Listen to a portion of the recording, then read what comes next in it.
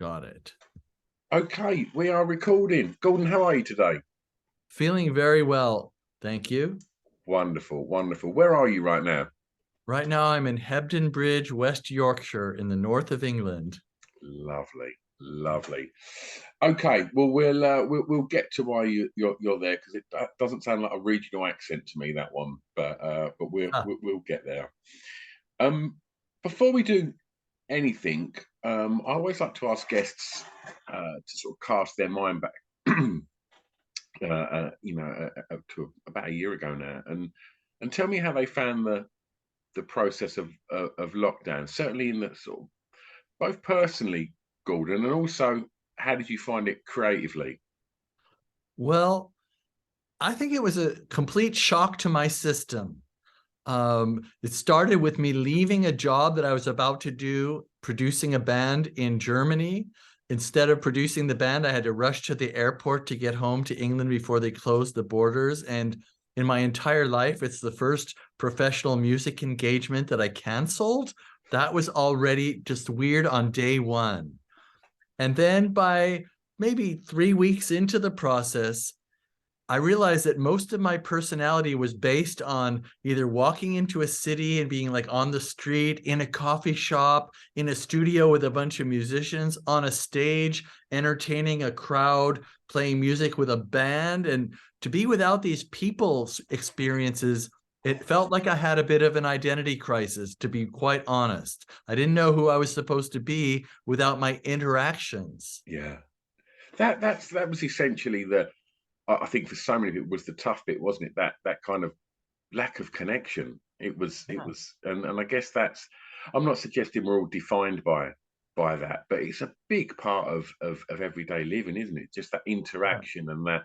And I know we're doing this remotely now, and I think we've become far more comfortable having these conversations like this. But initially, for me, I was never somebody that had used Skype much or anything like that, and to all of a sudden find that like my work and everything was being done like this remotely, it it was a bit weird because, and I think even sort of post lockdown when I thought, oh, everything's going to go back to normal now, and it's like, well, hang on a minute, everything's so much easier. I've not got to, drive up to where you are to record this and it take a whole day. We can jump on this and it's done in like an hour, which sort of changed things. But I then sort of took a step back, and this is like a little kind of shed at the end of my garden that I'm recording in.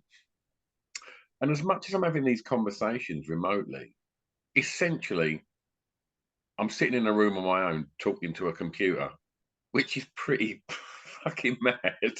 Yeah. And you think that's not proper interaction, is it? That's not proper connection. That's not feeling that kind of sort of ambience in the room and body language and do you know what I mean? Yes. Yeah, it just felt very strange. Anyway, that was then. This is now. Let's talk records.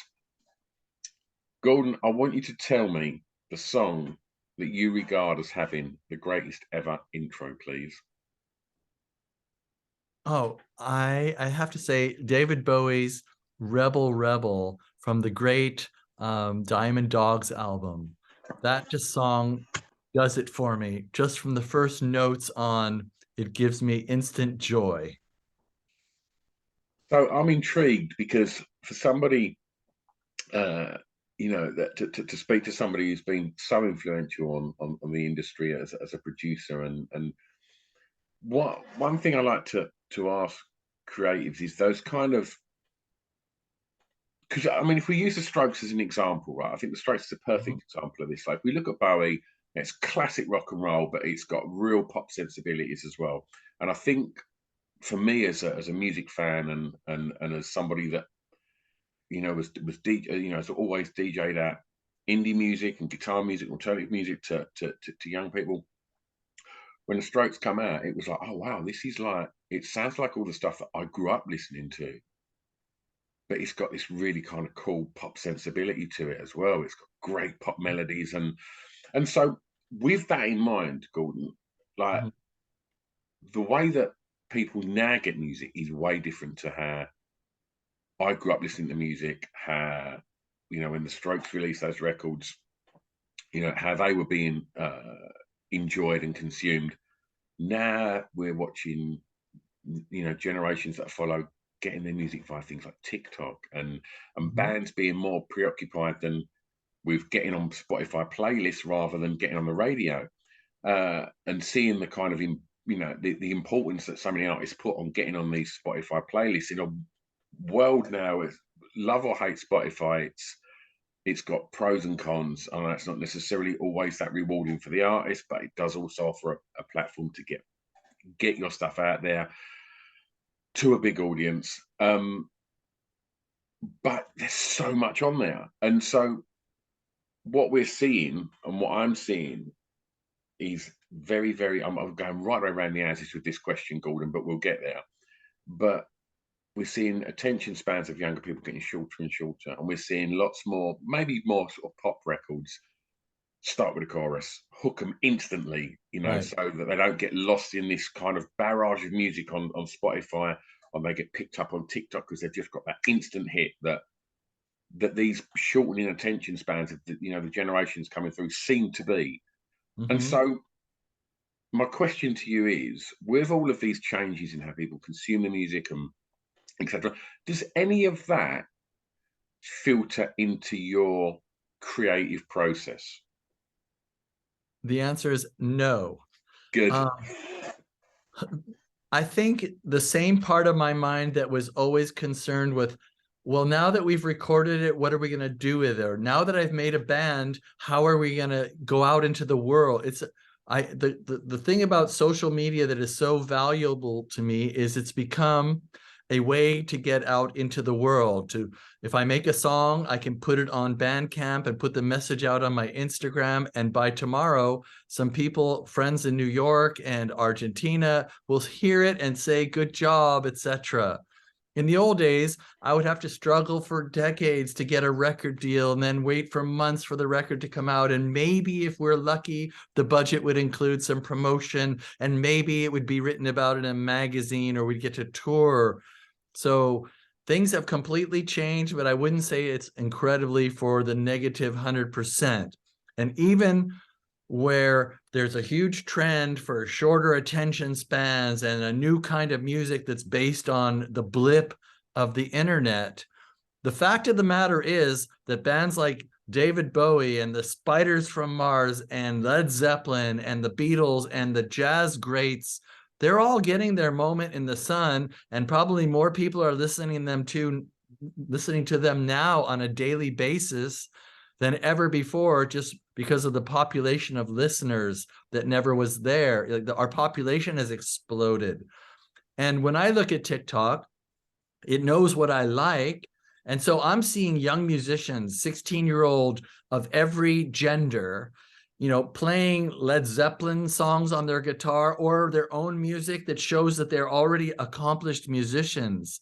So to become an accomplished musician on a keyboard, a drum, a vocal, it requires hours of dedication. Short attention spans will not fly to let somebody show you incredibly complex chord changes, which is also inhabiting on the internet right now. Perfect answer. Perfect answer. Thank you. Okay. Gordon, I'm going to ask you to tell me the first song you remember hearing that had an emotional impact on you, please. Well, my father was a jazz musician, but when I was growing up, there was a folk music revival happening in America. And so he also bought an acoustic guitar and started learning these songs that he was hearing. And one of them that I heard probably him play for me first, and then I heard recordings, was a song called Flora by Peter, Paul, and Mary. Yeah. And it conjured to my 6-year-old person these stories of the Wild West and these tragic individuals that went out to find their fortune only to meet terrible ends. And this one's about like a love affair gone wrong and a murder crime of passion. And that really just blew my mind when I heard that when I was a kid. Oh, wonderful. I'm presuming that home was a very musical place. If your dad was a musician and as you said, there was, a guitar in the house and such. But was you actively encouraged to explore music and instruments? In a way, well, on the third grade, so when I was 8 years old, on the first day of school, they announced you can pick any instrument you want to play.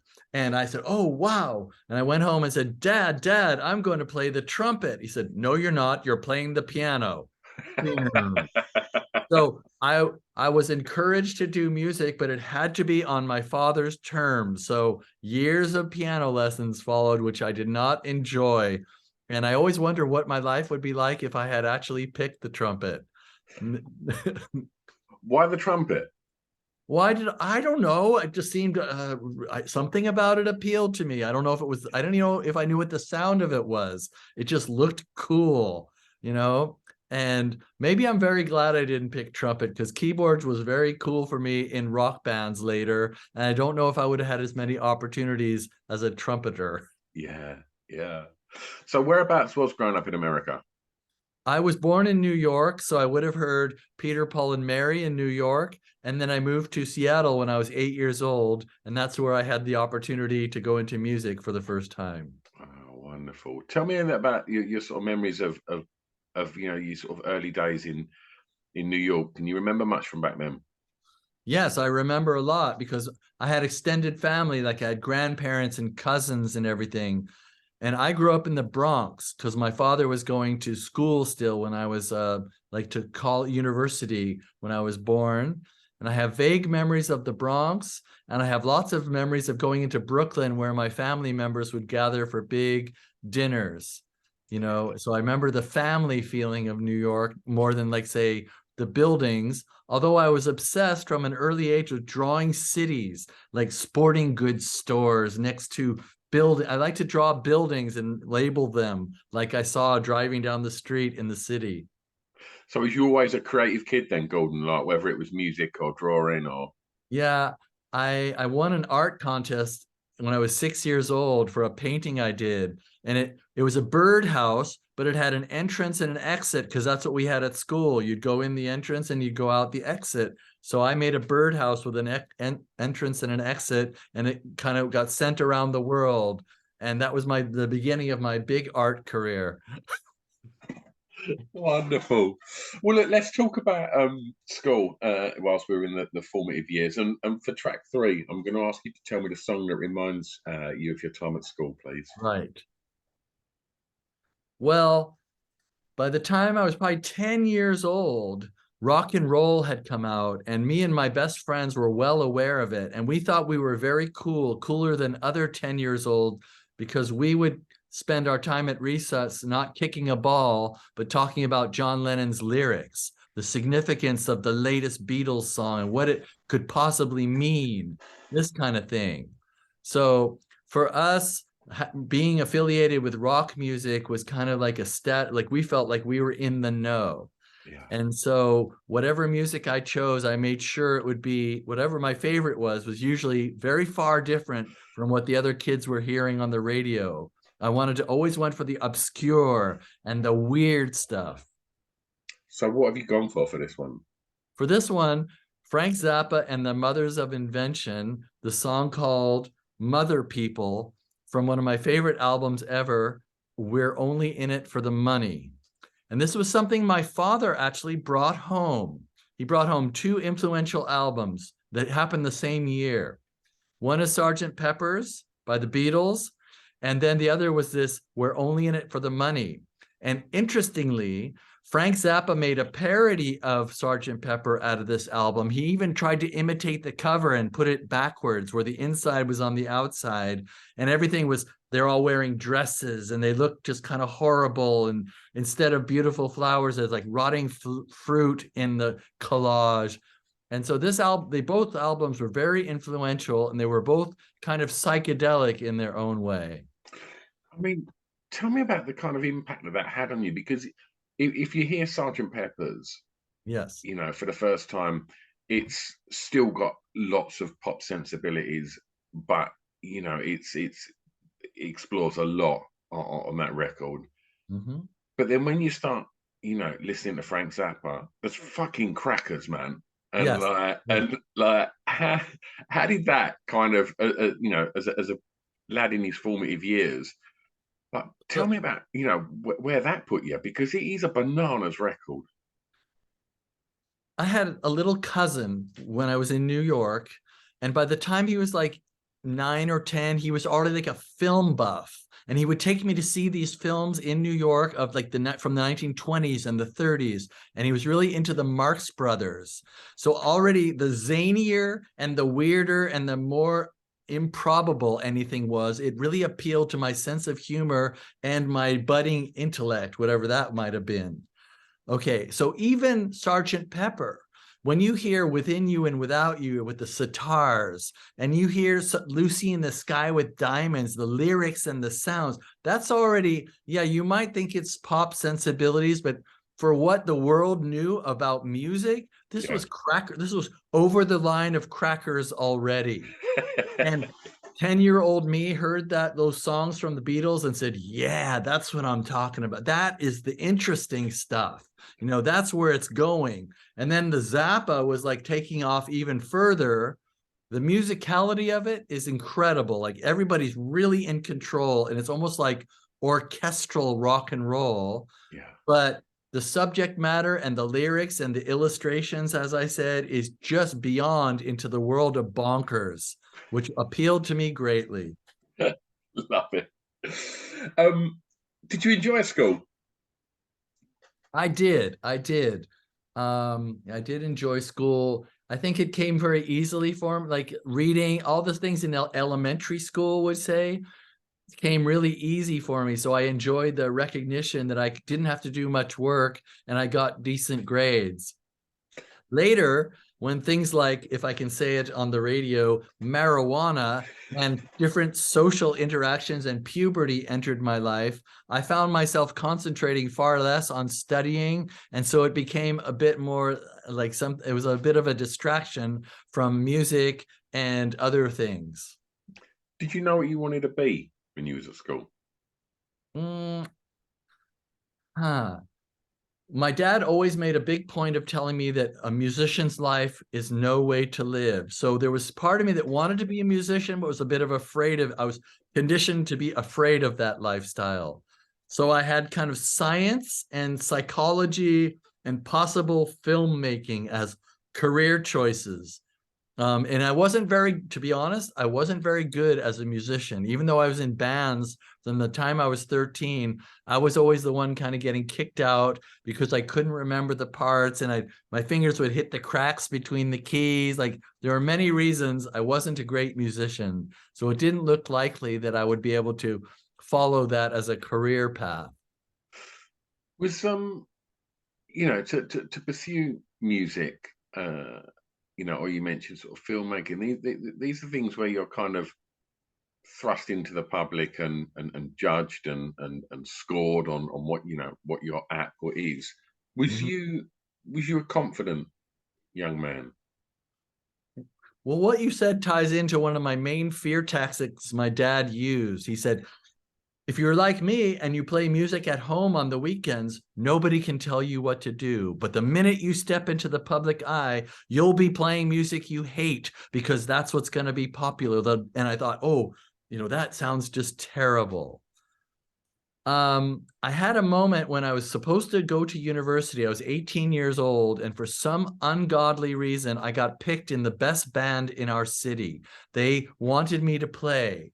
And so suddenly I was thrust into actually being a rock star. While my other friends went to college, I was playing concerts 2 nights a week, and I was making a little money, $80 a week, to be honest. But that was like, like a millionaire, basically. And so, yeah, I had this confidence kind of, wow, I must be good because I'm in the best band and I'm living the life right out of high school. And so I had a lot of confidence right from that point forward. Yes.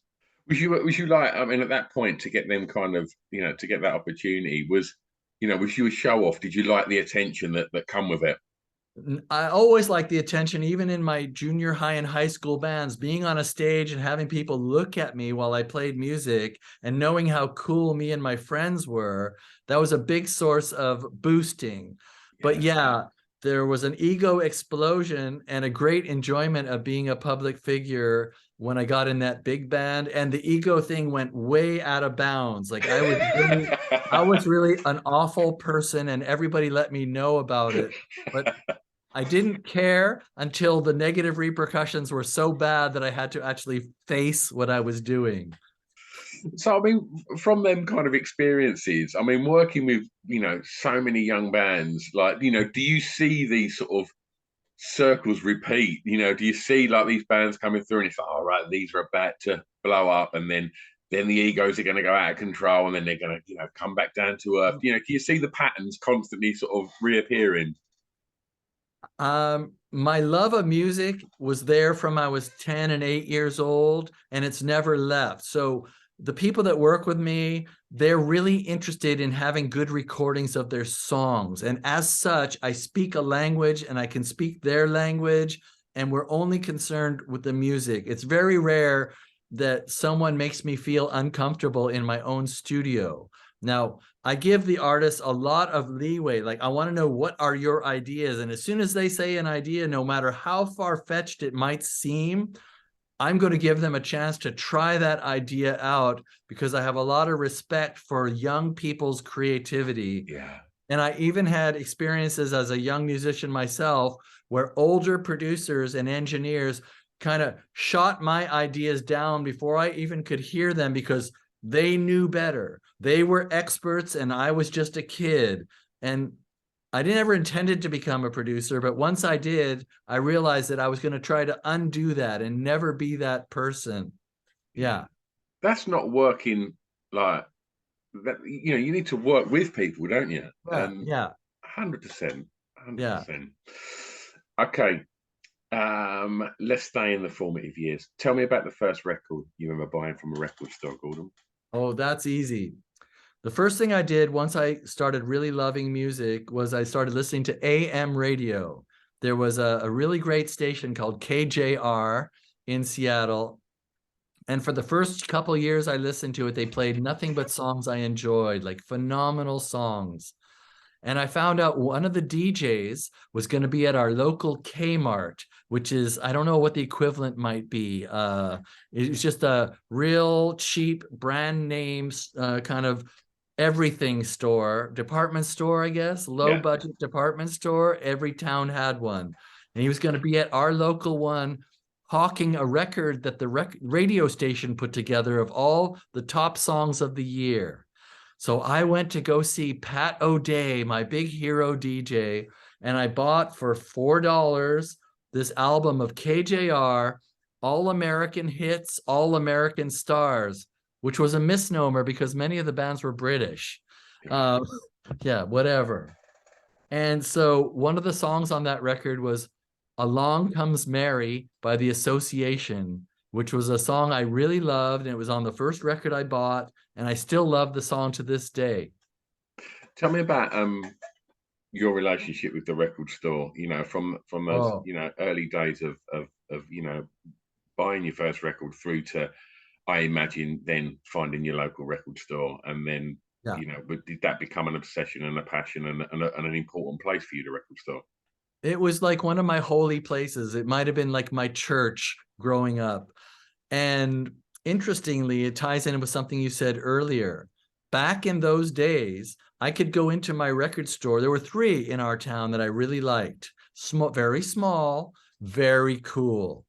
And I could go in, which I went like once a month. I went into the record shop. My mom would drop me off, and I'd have some money saved up for my allowance for one record a month or something. And I actually knew by looking through the racks which were the new records. I could keep track of what the new releases were just by looking at them, because there weren't that many. Yeah. There were maybe 10 to 15 new records each month. And so I go, oh, this looks interesting. And often I'd buy a record based on the cover. If the cover looked amazing, those big vinyl record covers looked like some kind of art that spoke to me, or the name of the band was cool, or they looked amazing on the cover, I would gamble on it.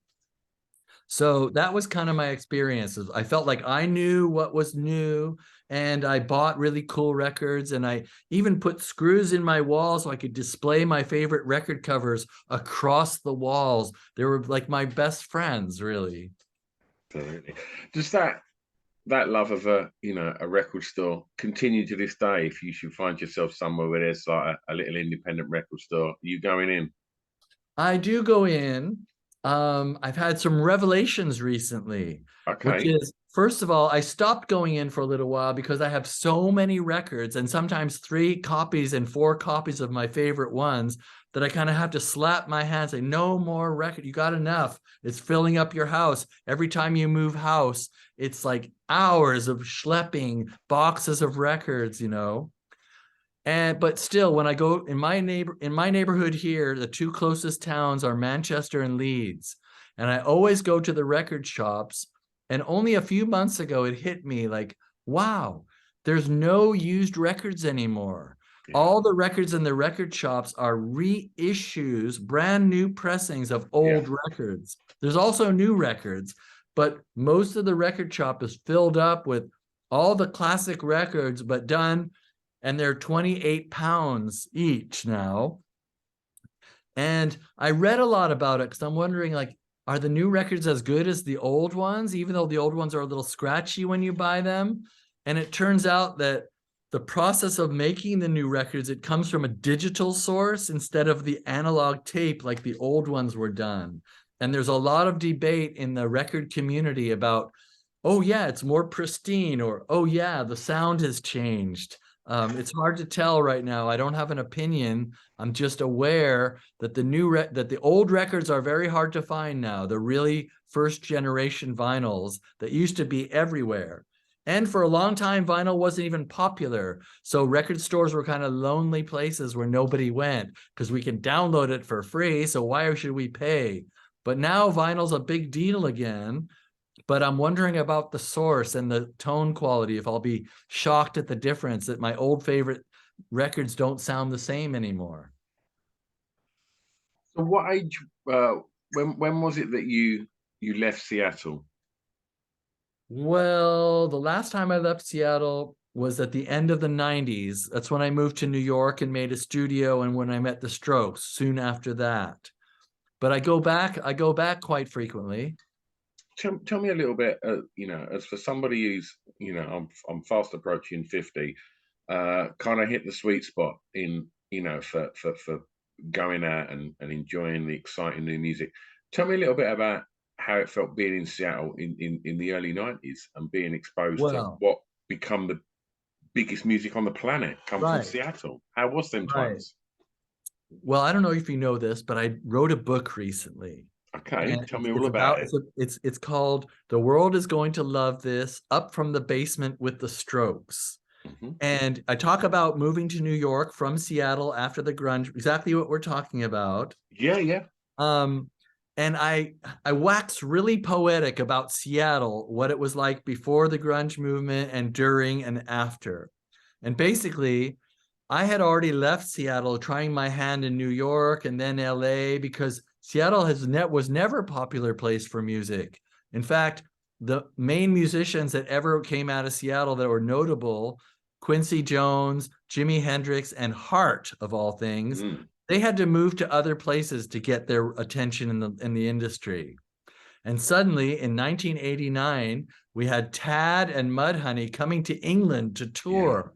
It's like, what? Bands from Seattle going to England? That has never happened before. And that kicked off this glorious 5 years where our town became the center of music in the whole world. And that was glorious because beforehand, it was like a fishing village.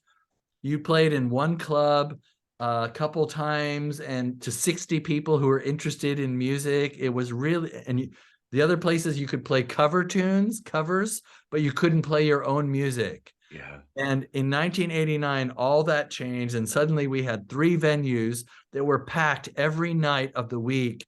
And Funkadelic and Bootsy Collins and Neil Young, everybody was coming through to play. And all the young bands from our town were playing. And it became like living in the Jerusalem of music.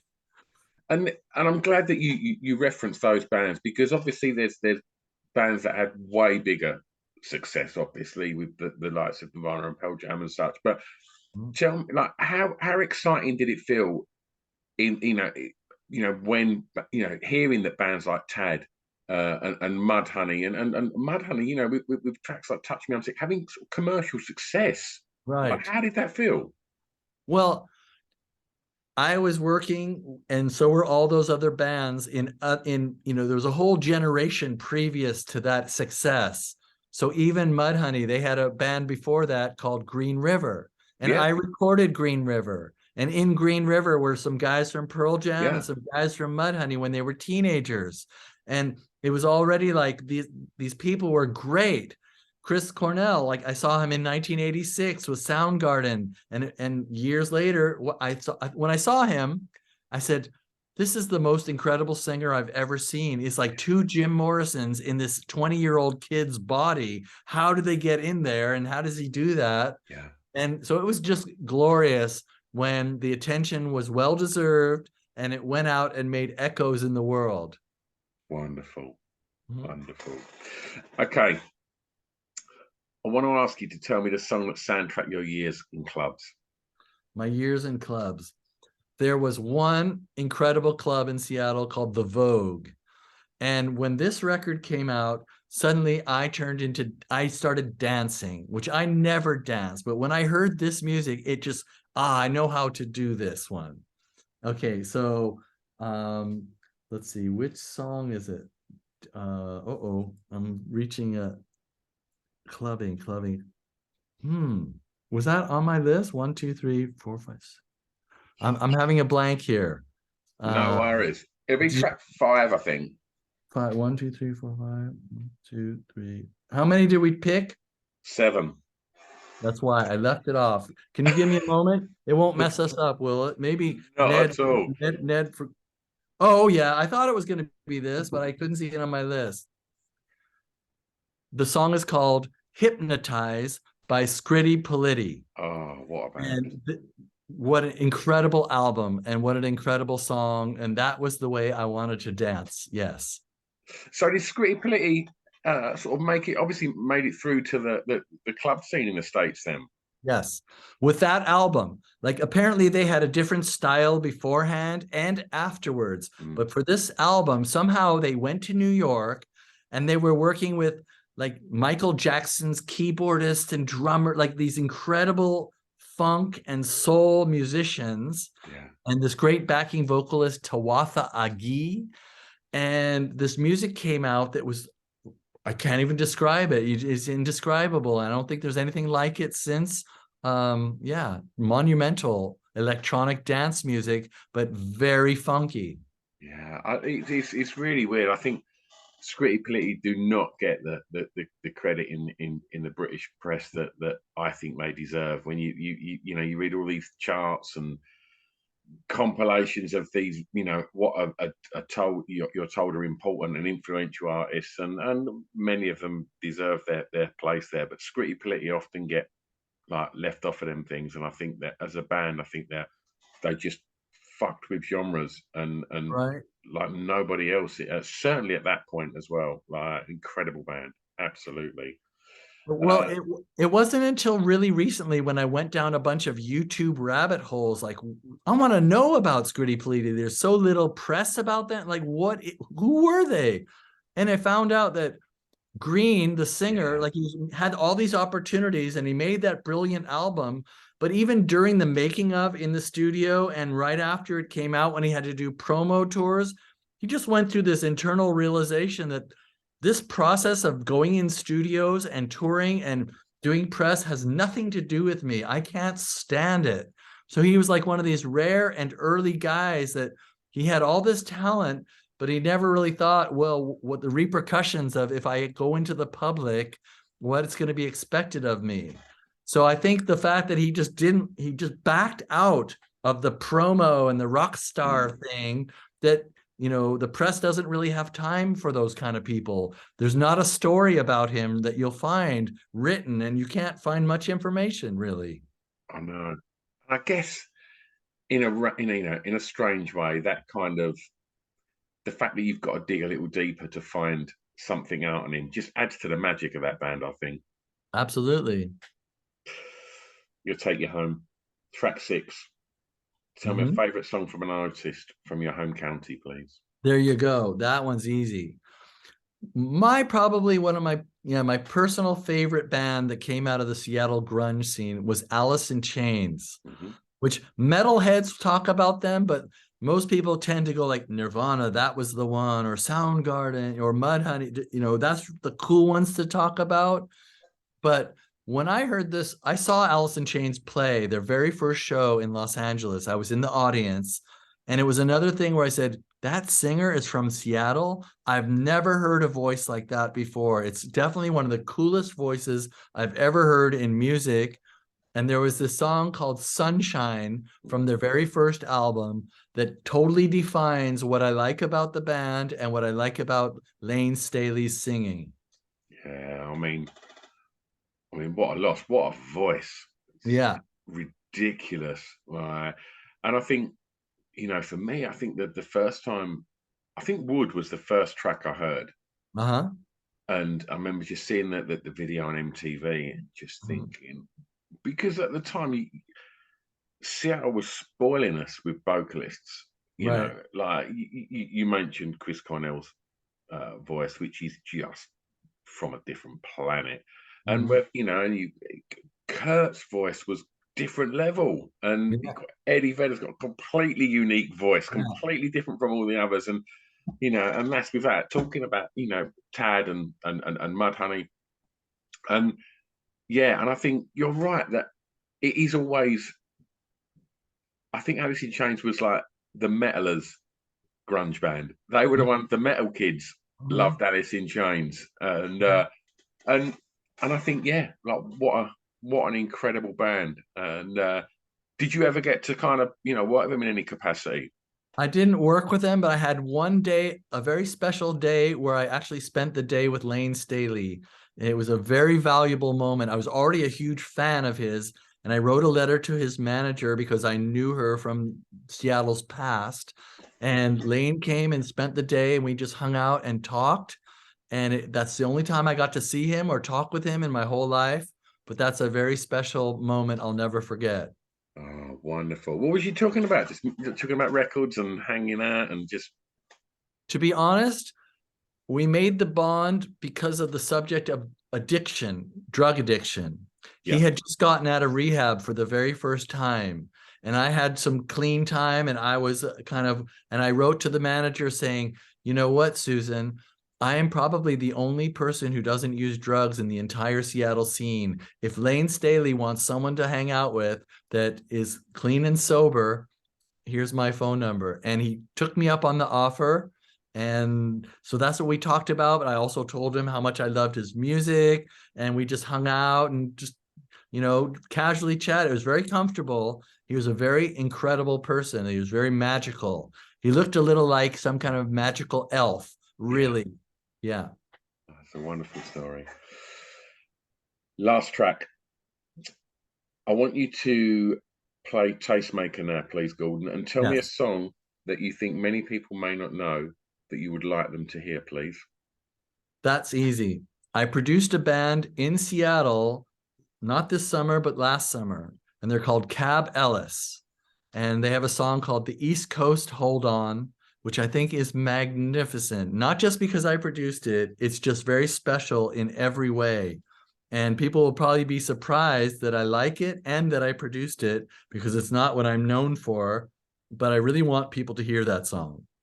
Well, we make that really easy because we do put together a Spotify playlist to accompany the podcast where people can go and listen to that. And if you have a track that we've spoken about today, but tell people a little bit about the band and the sound, because it's quite unique. Right. Well, these guys contacted me they were all living in Los Angeles. Now they live in New York. And they sent me these demos, and I thought, what is this really? It sounds like that Mungo Jerry song in the summertime from the 60s. It has a very gruff voice, but there's also a hip hop delivery, but I'm hearing a horn section as well. Like, what is this strange combination of sounds. And I really didn't know what I was getting into when I recorded them. And it even took me probably a few days in the studio to figure out what was going on. Like they were playing and playing, and they were very meticulous about their tempos and their grooves. And about the fifth day, I started hearing the music clearly and going like, wow, this is going to be super special. And it's the horn section and the hip hop delivery, but the lyrical stories are like nothing else. And the sound of the voice is really strange and cool. It certainly is. It's the first time I heard it when I got your list of songs over. I went and checked it out, and then checked out some other stuff. And yeah, we spoke a lot today about bands that mess with genres, and they're well in the mix of that. And but it's a glorious sound, and like I say, we make it very easy for listeners of the podcast to go and check that out. Gordon, before we wrap things up, we're going to head into 2023, and the world is back a far more normal place than what it was a couple of years ago, and so with a positive mindset and looking into an exciting new year of 2023, what are you looking forward to next year, Gordon, personally, and what's going to be happening professionally? Well, this may sound like a shameless plug, but I've decided that it's time to release my 17 personal albums that I've been hiding very well from the world, starting in early 2023. I maybe put out a song a month for 3 years or something like that. So I'm really excited to show the world my own personal music that I wrote and recorded all these years. And so that's going to be one of my most exciting things. The other will be going around the world doing book launch parties and promoting the book that I made. And those are my two top things. Wonderful. In regards to the music release, when did you start recording this? So this is music that's going to be released that was recorded from until when? Between the years of 1980 and the year 2021. Holy shit, that's a lot Yeah. of music. Yeah, yes. So 17 albums, that's like 170 songs. It's a lot to ask people to listen to. And you mentioned the book earlier. Remind our listeners what it's called. The World is Going to Love This, Up from the Basement with the Strokes. Wonderful. And if people want to keep up to speed with everything that you're up to, Gordon, where's the best place to follow you? Oh, Instagram's a good gateway drug. What a perfect way to finish the podcast. Gordon, it's been an absolute joy talking records with you, mate. Thank you so much. Thanks for having me. Absolute pleasure. I'm going to press stop. Don't go anywhere. Okay.